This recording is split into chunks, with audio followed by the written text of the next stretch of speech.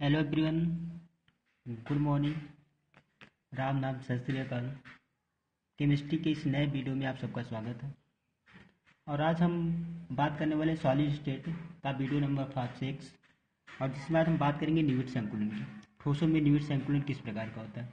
अगले वाले वीडियो हम लोग बात किए थे सॉलिड के क्लासिफिकेशन का, और बताया था उसमें कि सॉलिड 4 प्रकार का होता है। पहला मेटॉलिक बताया था, आयनिक सॉलिड, कोवैलेंट, मॉलिक्यूलर, और सभी का मैंने एक्सप्लेन किया था। और सब में बताया था कि सब में जो कॉमन चीज़ें होती है वो मेल्टिंग पॉइंट की बनी थी। और अगर बात की जाए तो चारों सॉलिड में सबसे ज़्यादा मेल्टिंग पॉइंट मैंने बताया था कि आयनिक सॉलिड का होता है। और उसमें दो अपवाद बताया था, अपवाद था ग्रेफाइट और डायमंड को लेके। और ये दोनों अपवाद में बताया था कि जो डायमंड होता है और जो ग्रेफाइट होता है, डायमंड में मुक्त इलेक्ट्रॉन नहीं होता है, इसलिए ये एज ए इंसुलेटर का कार्य करता था। और जो ग्रेफाइट था, ग्रेफाइट में मुक्त इलेक्ट्रॉन पाया जाता है और ये कंडक्टर का कार्य करा था। तो ये तो कल के वीडियो का। अभी हम लोग बात करने वाले सॉलिड स्टेट का वीडियो नंबर 6, और उसमें हम लोग बात करेंगे निविड संकुलन का। तो चलिए देखते हैं निविड संकुलन होता है क्या। निविड संकुलन की बात की जाए तो अगर हमारे पास कोई सॉलिड होता है, ये मैंने कोई सॉलिड बनाया, मेरे पास अगर कोई सॉलिड होता है तो ये सॉलिड का जो कण होगा, सॉलिड का कण होगा, सॉलिड का ये मैंने कण बनाया, तो सॉलिड का जो कण होगा, सॉलिड के कण को हम कुछ इस प्रकार से व्यवस्थित करें, मतलब किसी भी ठोस में इनके पार्टिकल्स को या इनके कण को हम कुछ इस प्रकार से व्यवस्थित करें कि इनके बीच की जो रिक्तियां हैं, इनके बीच का जो खाली स्थान है वो सबसे कम हो, मतलब वो सबसे कम बचे। तो इस क्रिया को हम लोग बोलते हैं निविड संकुलन। क्या बोलते हैं दोस्तों? इस क्रिया को हम लोग बोलते हैं निविड संकुलन। फिर से, तो किसी भी ठोस, अगर परिभाषा इसका हम लिखें तो किसी भी ठोस के कण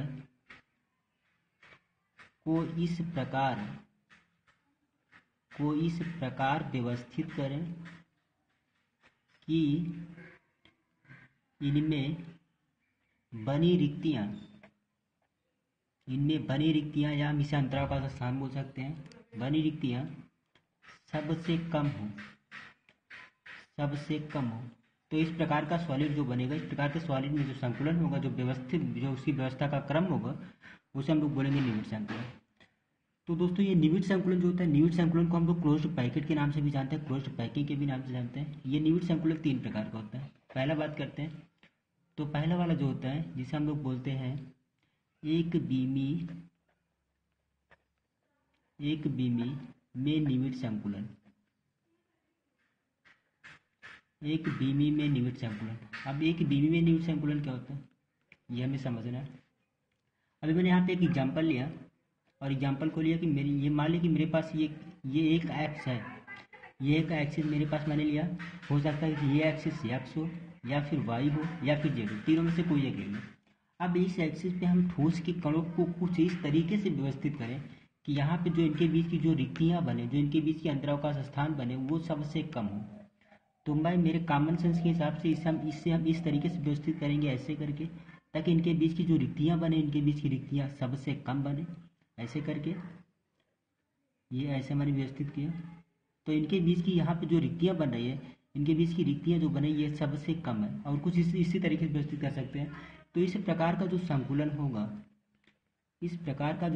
होगा, ठोसों में, इसे हम लोग बोलेंगे एक बीमी में निविड संकुलन। तो एक बीमी में निविड संकुलन को हम लोग देख रहे हैं। अगर इसमें मैंने लिया एक एक्स, वाई या जेड, तीनों एक्स में से कोई एक एक्सिस, कोई एक एक्स हो सकता है।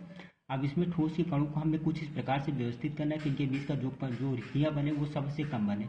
अगर एक अक्ष में हम ठोस के कणों को इस प्रकार से व्यवस्थित करें कि इसमें रिक्तियाँ सबसे कम हो, तो इस प्रकार का जो संकुलन होगा इसे हम लोग बोलेंगे एक बीमी निविड संकुलन। अब इसमें एक इम्पॉर्टेंट चीज़ देखते हैं जिसे हम लोग बोलते हैं उपसह संयोजन संख्या। उपसह संयोजन संख्या।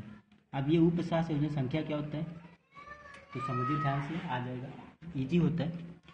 अगर हम इसकी बात करें तो यहाँ पे जो एक कण है, प्रत्येक कण, मतलब एक कण जो है, एक कण अपने अगल बगल दो कणों को टच कर रहा है, एक कणों को इसको, एक कणों को इसको।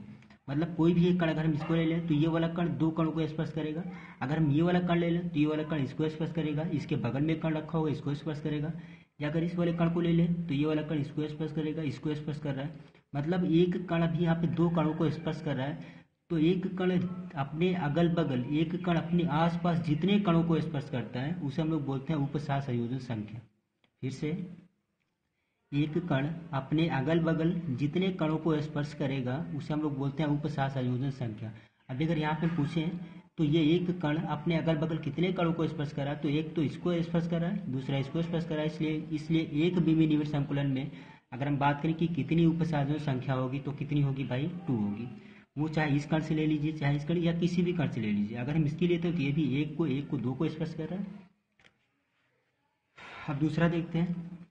तो दूसरा की अगर हम बात करें तो दूसरा इसका होता है द्विविमीय में निविड़ संकुलन। द्विविमीय में निविड़ संकुलन, द्विविमीय में निविड़ संकुलन।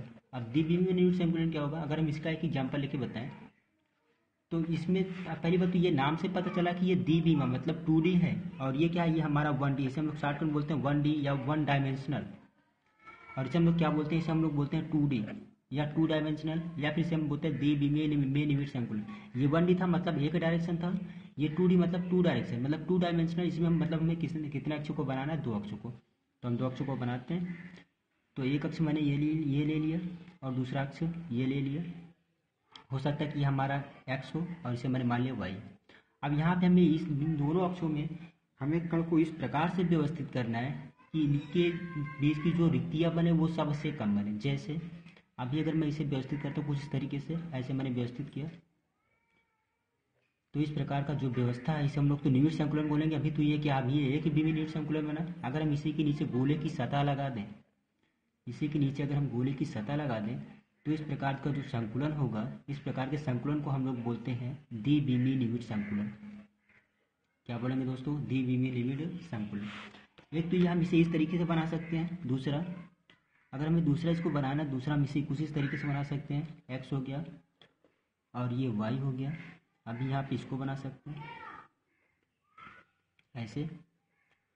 अब यहाँ पे इसके बीच जो दो कणों के बीच का रिक्त स्थान छूट रहा है, जो दो कणों के बीच का रिक्त स्थान छूट रहा है, ये वाला जो दो कणों के बीच का रिक्त स्थान छूट रहा है उसे हम लोग बोलते हैं अवलंबन।